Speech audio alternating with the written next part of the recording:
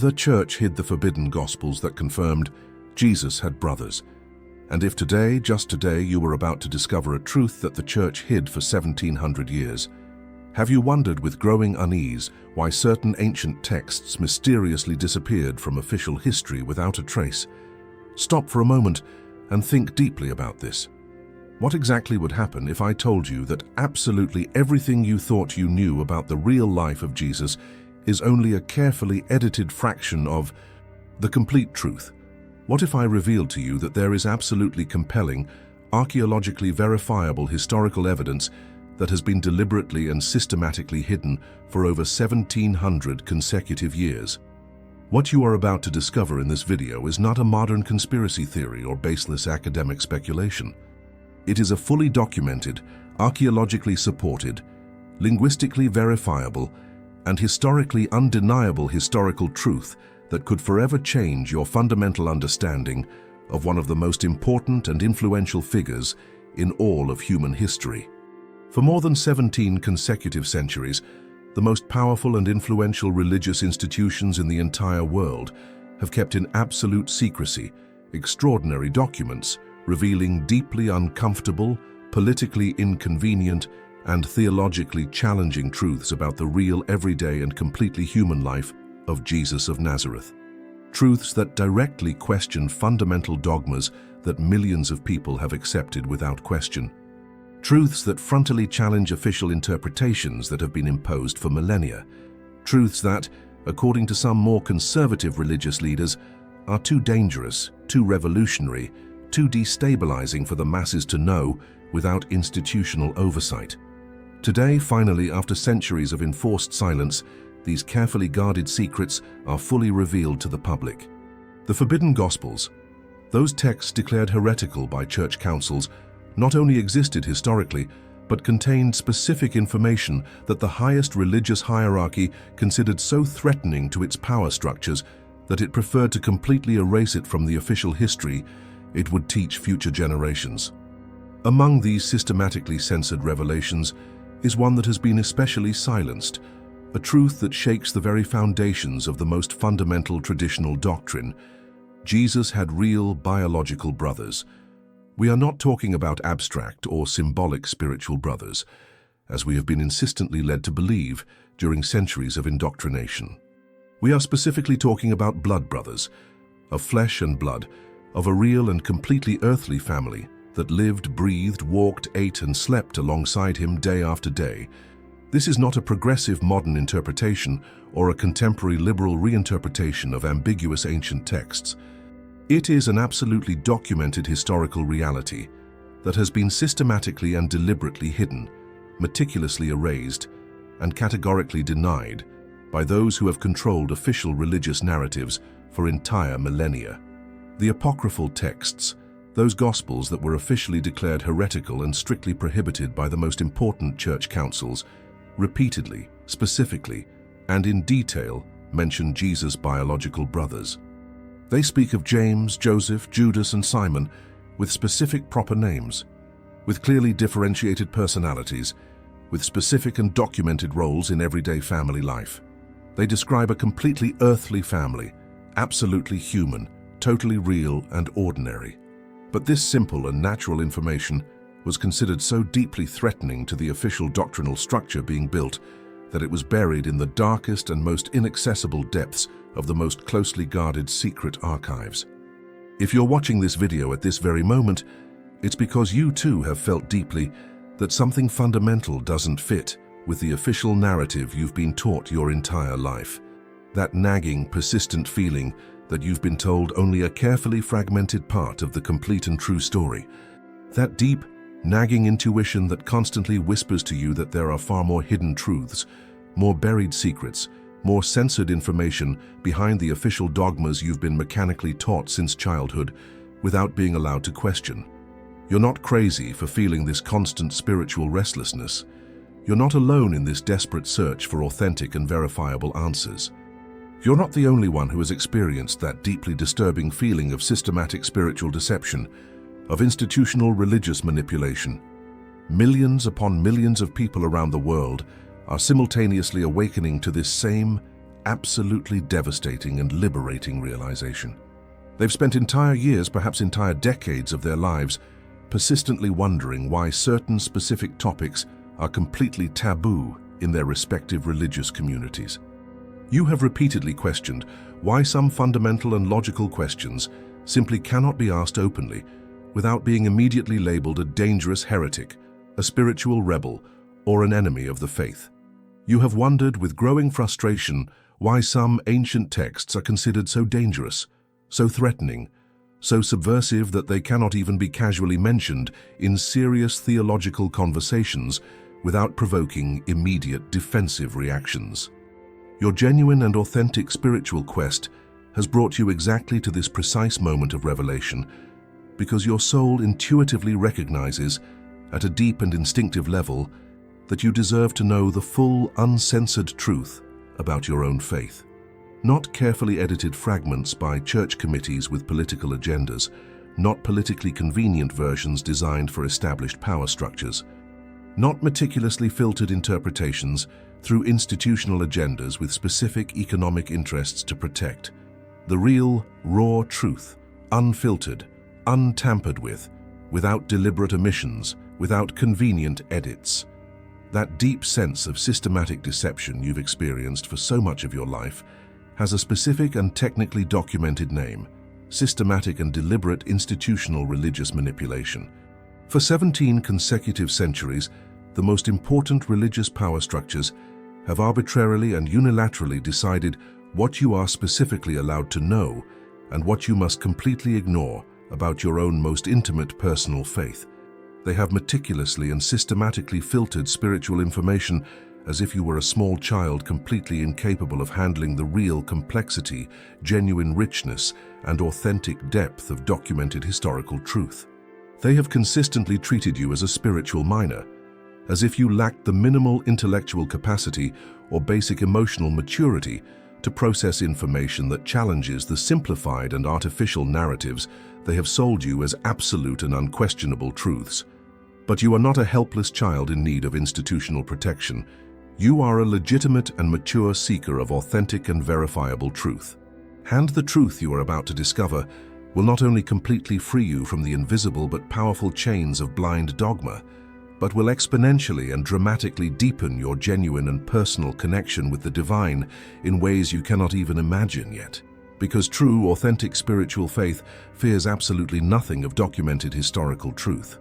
True spirituality is dramatically and exponentially strengthened by real, verifiable knowledge. It is never, ever weakened by authentic, honest information.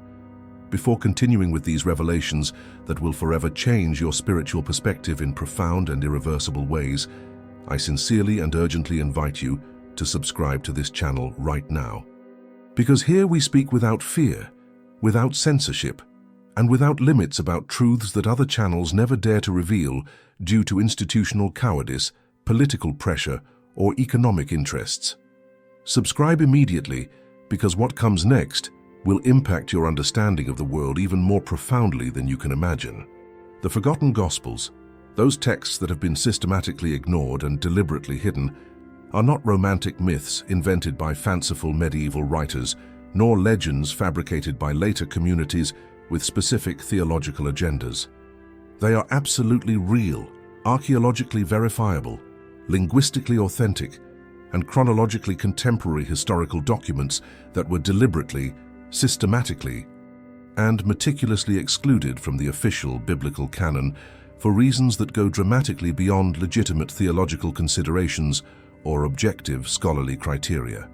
These extraordinary and revelatory texts, known academically as apocryphal literature, contain incredibly detailed, specific, and fascinating accounts of crucial aspects of Jesus' life that go dramatically and significantly beyond what we find in the 4 traditional Gospels we know and that have been officially canonized. But here arises the fundamental question that should keep you awake at night, that should obsess your curious mind, that should generate a deep and unquenchable intellectual restlessness. Why does virtually no one in modern churches ever speak or even casually mention Jesus' actual biological brothers? What deep, paralyzing, absolutely terrifying fear did the most powerful church authorities have that this specific information would ever get completely out into the public eye without institutional control? The answer to these fundamental questions is infinitely more disturbing, more politically complex, more institutionally compromising than any average believer could imagine in their darkest nightmares and most daring speculations. Jesus' brothers represented an absolutely massive theological problem, a gigantic doctrinal challenge, a monumental interpretive crisis for early Christian leaders who were desperately and urgently trying to build a unified, coherent, and politically viable doctrinal structure that could sustain the weight of an expanding religious movement. If Jesus had real biological brothers, this automatically, directly, and undeniably implied that Mary had had other children after him through completely normal, natural, and expected marital relations with Joseph, according to the Jewish marriage customs of the time. This simple biological reality directly and frontally threatened entire doctrines that were being meticulously and carefully constructed around the theological concept of Mary's perpetual virginity as a fundamental, indispensable, and central element of the emerging Marian theology that was developing. But the theological problem extended much deeper and more problematically than these specific Mariological considerations. Jesus' brothers were not insignificant supporting characters, forgettable marginal figures, or unimportant anecdotal references in the historical development of early Christianity. James, for one specific and documented example, quickly and legitimately became the undisputed, respected and recognized leader of the early church in Jerusalem, the most important, most influential, and most authoritative Christian community of the entire apostolic age immediately following the crucifixion. He was widely, consistently, and universally known and respected as James the Just, and he possessed genuine spiritual authority, royal administrative influence, and charismatic leadership that competed directly and problematically with the authority simultaneously claimed by Peter and Paul in their respective spheres of geographic and theological influence.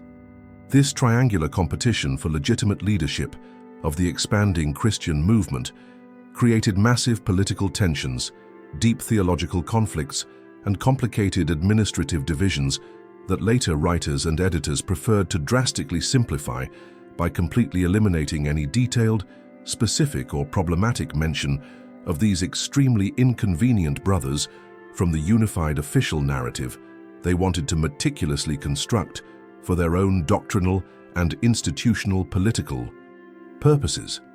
The fundamental question you must honestly and courageously ask yourself at this crucial moment is this: who specifically had the legitimate moral right and authentic spiritual authority to arbitrarily decide which parts of Jesus' real life you could know and which should be completely erased from official history forever?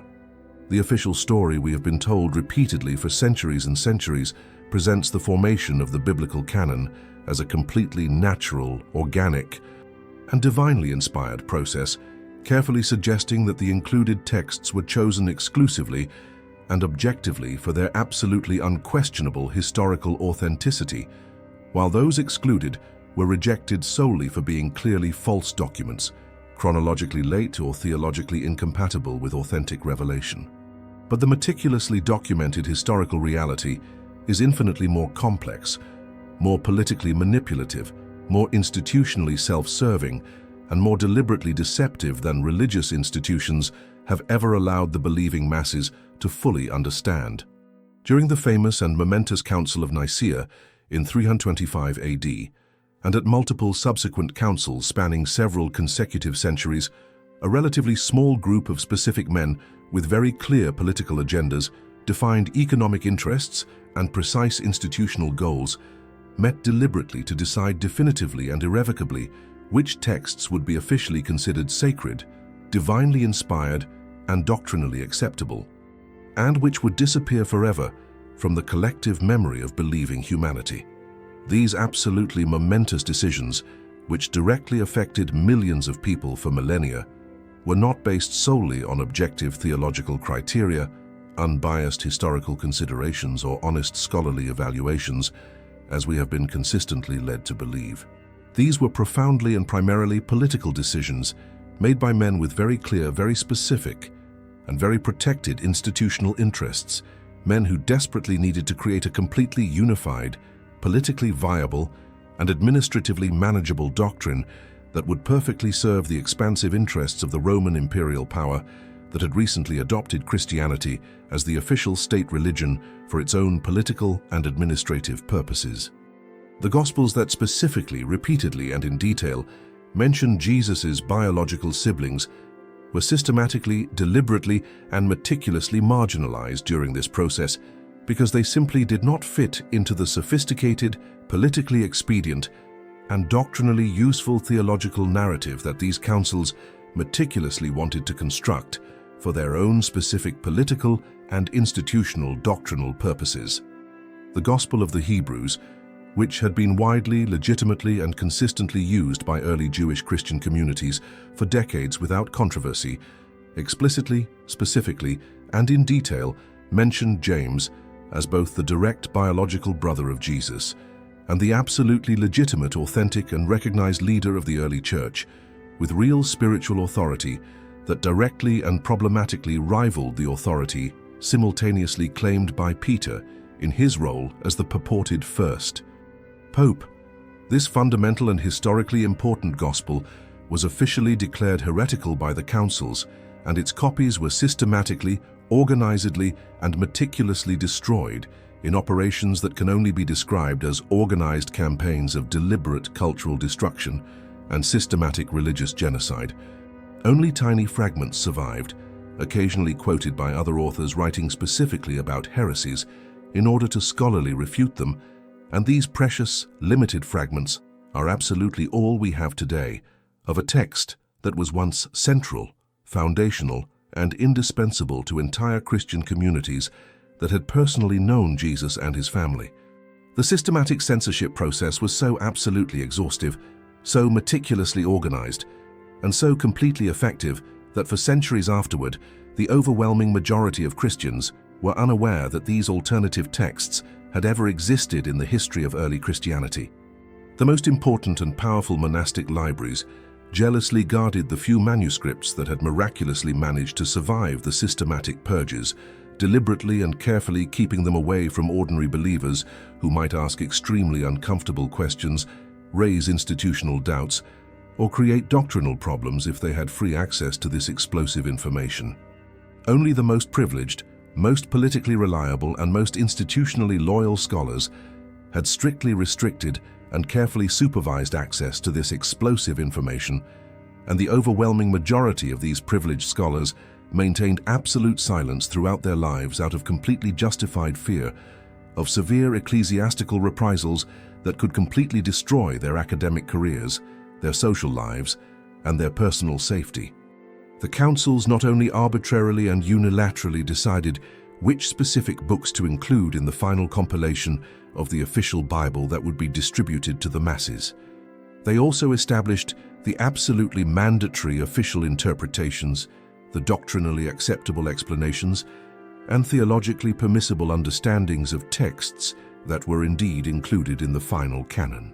When the canonical Gospels inevitably mention Jesus' brothers in passages that could not be completely edited or removed without creating obvious narrative inconsistencies, the councils unilaterally and authoritatively decided that these absolutely clear references had to be forcibly and artificially reinterpreted as references to distant cousins, distant relatives, or half-siblings from previous marriages, never again as direct biological siblings from the same mother and father. Write to me in the comments. Do you think the Church had the moral right to decide what we can know about Jesus, the apocryphal texts that miraculously survived 17 consecutive centuries of systematic censorship, organized institutional persecution, deliberate destruction, and cultural suppression offer us an absolutely fascinating, extraordinarily revelatory, and historically invaluable window into a completely different, more human, and significantly more complex understanding of Jesus, his actual earthly family, and the social, cultural, and religious dynamics surrounding his transformative public ministry. The Gospel of Thomas, dramatically and fortuitously discovered at Nag Hammadi in 1945 as part of a Gnostic library carefully buried to protect it from systematic destruction, contains direct, specific, and unique sayings of Jesus that appear in no other canonical text known to modern scholars to date. Some of these specific and revelatory sayings make absolutely clear, direct and undeniable references to his actual biological siblings and to the completely normal and humanly understandable family tensions that existed in their home during his active and transformative ministry. In saying number 99, absolutely crucial to our understanding, Jesus responds to a completely ordinary and predictable family situation by specifically saying, "Those standing here said to me, 'Your brothers and your mother are patiently waiting for you outside.' He said to them plainly, 'Those who are here consistently doing the will of my heavenly Father are truly and authentically my brothers and my mother.'" 8. This specific and direct reference in no way denies the real physical and biological existence of flesh and blood siblings, but rather establishes an important and profound theological distinction between earthly blood family and the spiritual family that naturally forms around the common, shared, and authentic search for divine truth and spiritual transformation. The Gospel of Philip, another absolutely revolutionary and theologically challenging text discovered in the same extraordinary library, goes considerably further in its specific and detailed family revelations. It specifically, explicitly, and in detail mentions that the Saviour's constant companions are Mary Magdalene, Mary her mother, her sister, and Miriam, who was also called her companion. This extraordinary gospel speaks completely naturally and casually of brothers and sisters as an absolutely normal, expected and ordinary part of Jesus' extended family, without any apparent theological controversy or doctrinal problem. This particular gospel was considered so theologically dangerous, so doctrinally subversive, and so politically threatening by church authorities that it was banned completely under penalty of immediate excommunication, and for centuries on end, we only knew tiny fragments that had survived in quotations from other authors writing specifically to refute these teachings considered heretical and dangerous to the Orthodox faith. The Gospel, according to the Hebrews, which was precisely the main, central, and foundational gospel consistently used by the early Jewish Christian communities who had personally and directly known Jesus and his family during his earthly life, recounted Jesus' life-changing baptism in a dramatically and significantly different way than the versions we know in the official canonical Gospels. According to the absolutely precious fragments that have miraculously survived through indirect accounts, after the transformative and revelatory baptism in the Jordan, Jesus immediately and naturally returns to his family home and speaks extensively and in detail with his entire family, specifically and explicitly including his immediate biological siblings, about the profound, transformative, and revelatory spiritual experience he had just undergone by the sacred river. This extraordinary and humanizing account presents Jesus as someone who maintains completely normal, natural, and appropriate family ties, and who considers it natural, normal, and appropriate to share his most intimate, personal, and transformative spiritual experiences with his immediate earthly family, without any artificial separation between the sacred and the familial. But perhaps the most striking, most revelatory, and most theologically revolutionary textual evidence comes from the Gospel of James, also known academically and specifically as the Proto-Evangelium of James. This absolutely fascinating and historically invaluable text, which the most respected scholars securely and consensually date to the mid-2nd century AD, meticulously, thoroughly, and specifically narrates the entire story of Mary from her miraculous birth until several years after the birth of Jesus, including family details that appear in no other known text. Curiously and significantly, this specific gospel mentions explicitly, directly, and categorically that Joseph was a widower and already had several children from a completely legitimate, recognized, and accepted previous marriage when he subsequently married Mary according to the traditional Jewish marriage customs of the time. According to this detailed and specific account, Jesus' brothers would technically be his half-brothers, direct biological children of Joseph but not of Mary, thus maintaining the doctrine of virginity while acknowledging familial reality.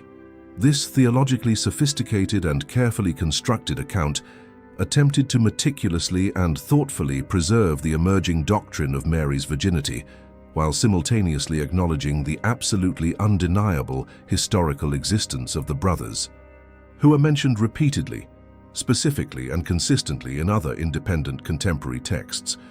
The historical evidence concerning Jesus' brothers completely transcends the limits of the apocryphal texts and extends into secular, scholarly, and contemporary historical sources that had absolutely no religious agenda to defend, promote, or protect. Internationally respected historians, such as Flavius Josephus, who wrote meticulously and professionally during the 1st century AD with direct access to contemporary sources, specifically, directly, and unequivocally mentions James as the brother of Jesus, called Christ in his monumental Antiquities of the Jews. This particular reference appears specifically in the context of the detailed description of political and religious events in Jerusalem and is considered completely authentic by the overwhelming majority of the most respected modern scholars who have dedicated entire decades to the critical study, linguistic analysis, and historical verification of Josephus's texts. Josephus had no Christian agenda to promote, no theological interest to defend, or any religious doctrine to protect. He was simply recounting contemporary historical events of his time with the professional accuracy of a trained historian and the objectivity of a secular observer. The Jewish historian would never have used the specific Greek word adelphos, brother, in a metaphorical, symbolic, or theological sense when referring to specific, documented familial relationships. For Josephus, James was literally, directly, and biologically the brother of Jesus, period. The most sophisticated modern linguistic and theological analyses have revealed something absolutely fascinating that religious institutions prefer to keep totally silent.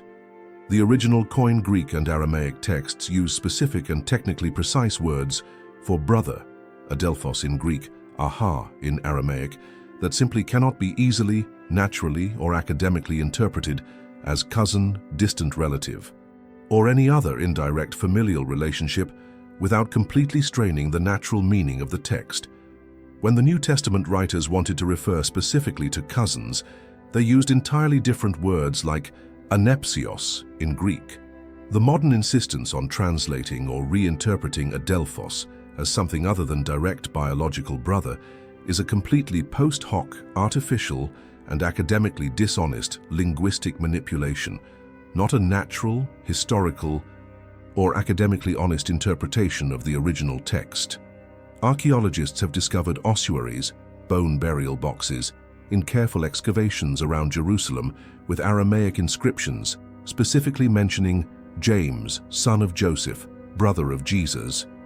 Although there is legitimate scholarly debate about the specific authenticity of some of these particular inscriptions due to the inherent complexities of archaeological verification and the possibility of modern forgeries, the familial nomenclature these inscriptions use is entirely consistent with the onomastic practices of the period and with the multiple textual references we have from independent sources.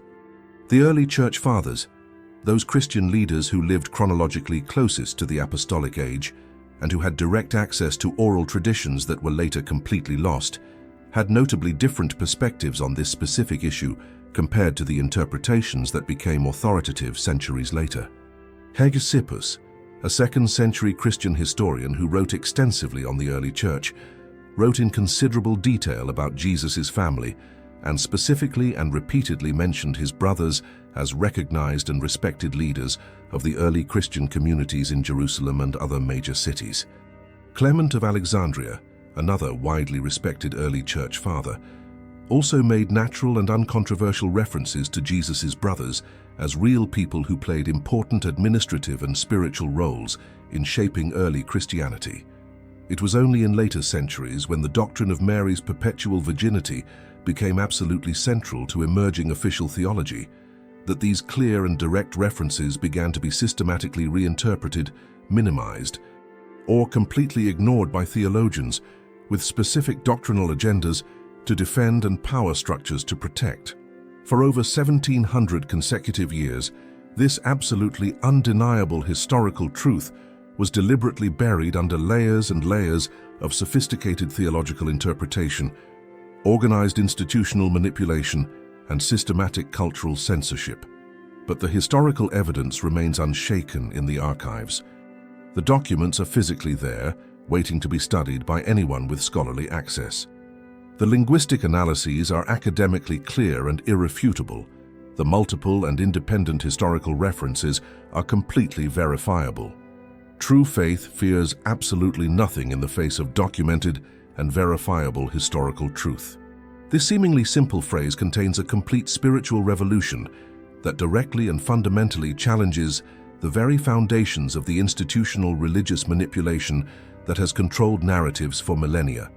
If your personal faith falters, collapses, or crumbles in the face of documented historical evidence, then perhaps it was never authentic faith in the first place, but systematic indoctrination carefully disguised, presented, and sold as genuine spirituality.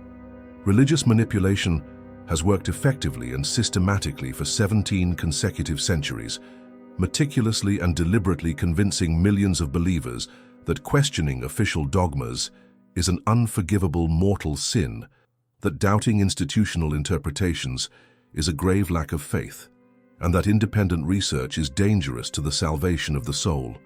But this represents the exact opposite of the truly authentic spiritual quest that should characterize any genuine, personal, and transformative relationship with the divine. The brothers of Jesus do not diminish his divinity or compromise his revolutionary spiritual message. They confirm and strengthen it in an infinitely deeper, more meaningful, and more humanly connected way. If Jesus could perfectly manifest the divine while being fully human, having an absolutely normal family, experiencing the complex and challenging family dynamics we all know intimately, then his revolutionary message becomes exponentially more powerful, more accessible, and more transformative, no less impactful or inspiring. It fundamentally means that the sacred can perfectly manifest itself amidst the completely ordinary, the totally everyday, the absolutely earthly and familiar. The religious institutions that systematically and deliberately censored this information did so exclusively out of paralyzing institutional fear. Absolute fear that believers would definitively discover that they do not need human intermediaries to connect directly and personally with the divine. Fear that people would clearly understand that authentic spirituality does not require rigid dogmas, mandatory official interpretations, or intermediary power structures. Fear of completely losing control over the narratives that have maintained their political, economic, and social power for millennia. When you know the full truth about Jesus' siblings, when you deeply understand that he was an integral part of an absolutely real earthly family, his revolutionary teaching on universal love, unconditional compassion, and spiritual transformation takes on a whole new and infinitely more powerful dimension. He was not an ethereal being preaching from a divine ivory tower, completely disconnected from human experience. He was someone who intimately knew the inevitable complexities of family relationships, the constant challenges of being understood by loved ones, and the full human experience in all its richness, difficulty, and beauty. His extraordinary compassion was born directly from direct personal experience, not from distant and detached observation. Honest confrontation with manipulative official doctrine is not about destroying authentic faith, but about completely freeing it from the artificial chains of institutional manipulation. It is about definitively reclaiming your inalienable right to know the full truth and to form your own authentic relationship with the sacred, without self-serving intermediaries or controlling power structures. Today, at this precise moment of revelation, you may be on the cusp of definitively awakening to a truth that will change your relationship with God forever in ways you cannot even imagine or anticipate yet. It is no absolute coincidence that you have reached this specific point of revelation at this particular moment in your spiritual life. It is no coincidence that your soul has resonated deeply and viscerally with this information that fundamentally challenges everything you had been taught as unquestionable, absolute, and unchanging truth. For years, perhaps entire decades of your spiritual life, you have felt that nagging restlessness, that deep dissatisfaction that constantly whispered to you that there was so much more than you had been allowed to know, explore, or experience. That insistent and tireless inner voice that repeatedly told you that the truth was infinitely richer, more complex, more beautiful, more human, and more transformative than what limited, restrictive, and artificial official doctrines allowed you to fully explore or experience. Jesus' siblings represent something far deeper and more transcendent than simply an interesting historical fact or an unimportant academic curiosity. They represent the absolutely revolutionary possibility of a spirituality that is entirely more authentic, more integrated, more genuinely human, and more transformatively real. When you fully and completely accept that Jesus had real biological siblings, you are simultaneously accepting that the sacred can be perfectly manifest in the most ordinary, most commonplace, and most humanly recognizable circumstances of everyday life. You are deeply and fundamentally recognizing that the family, with all its inevitable complexities, constant challenges, and imperfect dynamics, can be a sacred temple of authentic spiritual growth, personal transformation, and divine unfoldment. Your personal spiritual quest can now include the transformative wisdom of knowing that you are not absolutely alone on your path of spiritual development. Jesus also navigated the complex family dynamics we all face daily. He also experienced being misunderstood by those closest to him emotionally. He also had to carefully and wisely balance his spiritual mission with his earthly familial responsibilities and normal social obligations. This doesn't make it any less divine, any less inspiring, or any less transformative. It makes it infinitely more accessible, more real, more present, and more personally relevant to your own everyday, ordinary human experience. The truth about your brothers and sisters completely and definitively frees you to explore your own spirituality without the artificial boundaries, arbitrary restrictions, and baseless prohibitions that others have authoritatively imposed for centuries.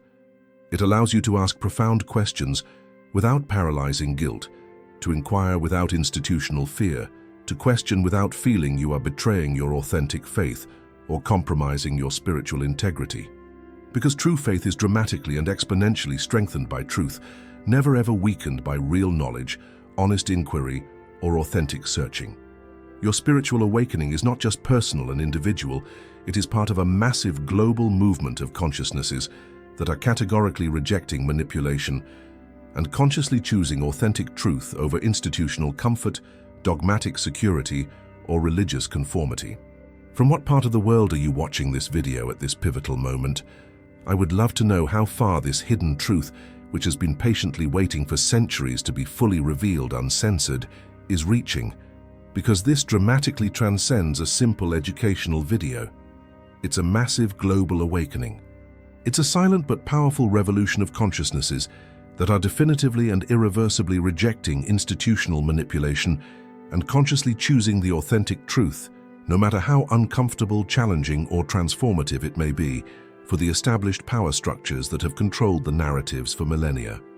What you discover today may definitively and irreversibly be the key to a faith infinitely freer, more authentic, and more transformative than you ever remotely imagined possible.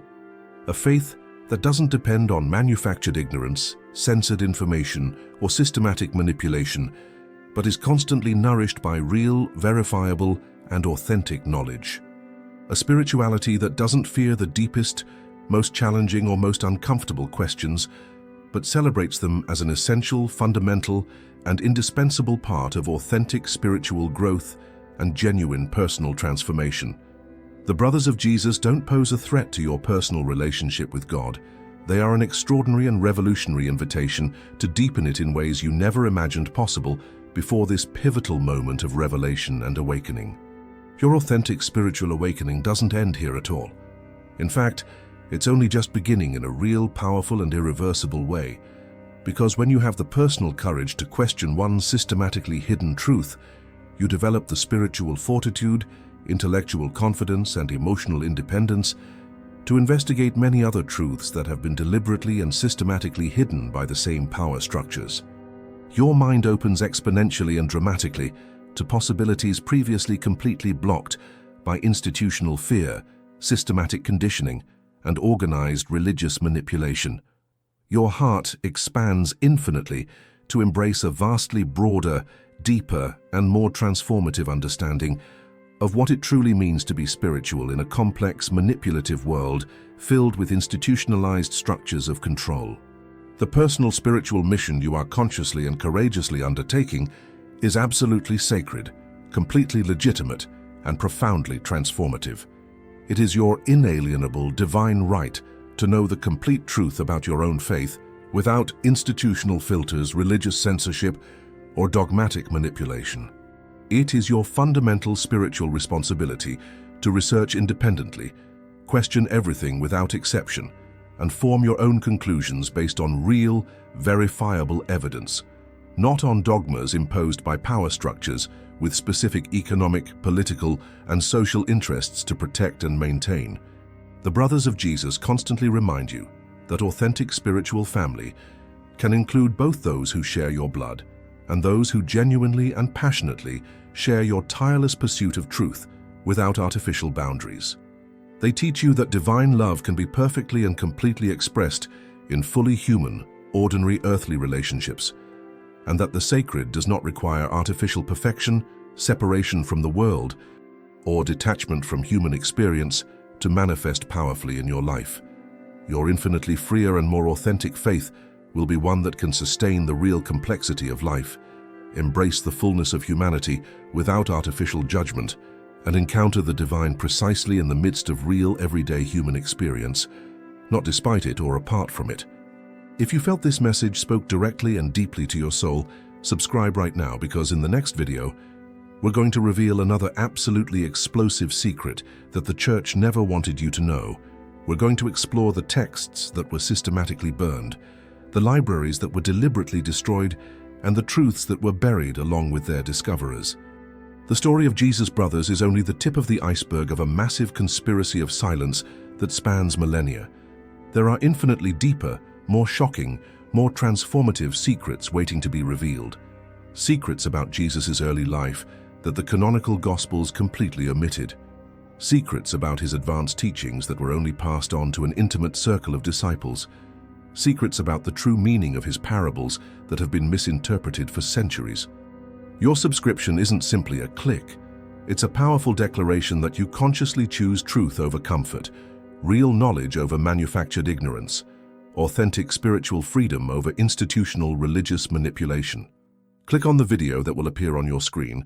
The next revelation will impact you even more profoundly than this one, because we're going to talk about something that could change not only your understanding of Jesus, but your entire understanding of what it means to be truly spiritual in this manipulated world.